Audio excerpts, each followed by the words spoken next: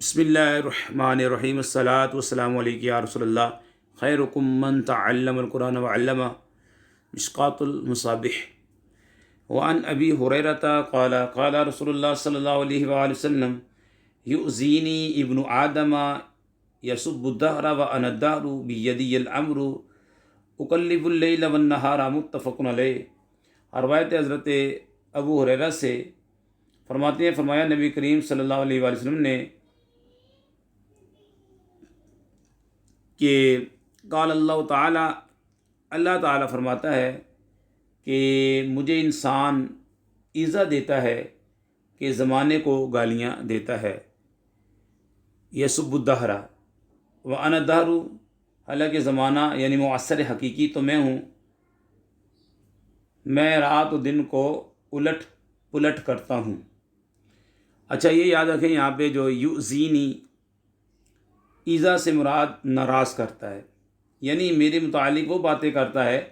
جس سے میں ناراض ہوتا ہوں، ورنہ خدا تعالیٰ دکھ اور درد اور تکلیف سے پاک ہے۔ اس طرح کہ کہتا ہے، ہائے زمانے نے مجھ پر ظلم کر دیا، میرے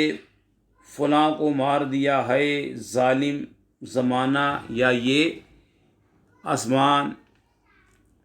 اس حدیث پاک سے معلوم ہوتا ہے کہ اللہ کی محکوم چیزوں کو برا کہنا رب کو ناراض کرنے کا باعث ہے۔ ایسے ہی اللہ کے پیاروں کی توہین، اقلب اللیل والنہار، اس طرح کے دن کو لے جاتا ہوں، رات کو لے آتا ہوں، اور بالعکس نیز انہیں چھوٹا بڑا، گرم سرد،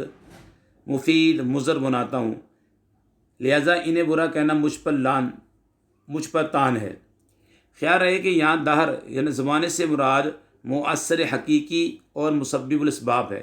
ورنہ اللہ تعالیٰ کو دہر کہنا درست نہیں، اور نہ دہر یعنی زمانہ اللہ کا نام ہے۔ یہاں پہ دیکھیں آپ کے سامنے ان ابی ہریرہ، ان حرف جارہ میں سے ہے، قال فعل ہے، فعل ماضی ہے، یؤذینی فعل ہے، نون وقایا یا ضمیر، مفعول بھی ابن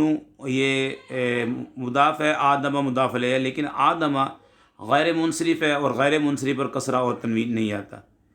اور یہ بن جائے گا یؤذی کا فاعل بن جائے گا۔ یسب یہ آپ کا مضاعف ہے، اس میں دو ہم جنس حروف اکٹھے آ رہے ہیں، دو با، ٹھیک ہے، تو یہاں پہ ادغام ہوا، اور یہ ناصرہ ینصر باپ ہے، یسب الدہر، تو یہاں پہ دہر ہے، یہ مفعول بنے گا۔ اقلبو باب تفعیل سے قلبا یقلب تقلیب، اقلبو میں انا ضمیر ہے، وجوباً پوشیدہ ہے، اللیل والنہار معطوف علیہ ہو کر اس کا مفعول بن جائے گا، ٹھیک ہے۔ اللہ پاک سے دعا کرتے ہیں ہماری ویڈیو کو جو شیئر کریں، لائک کریں، امید علی مدنی چینل کو سبسکرائب کریں، یا اللہ ان کے والدین پر اپنی رحمت نازل فرما، وما علینا الا البلاغ المبین۔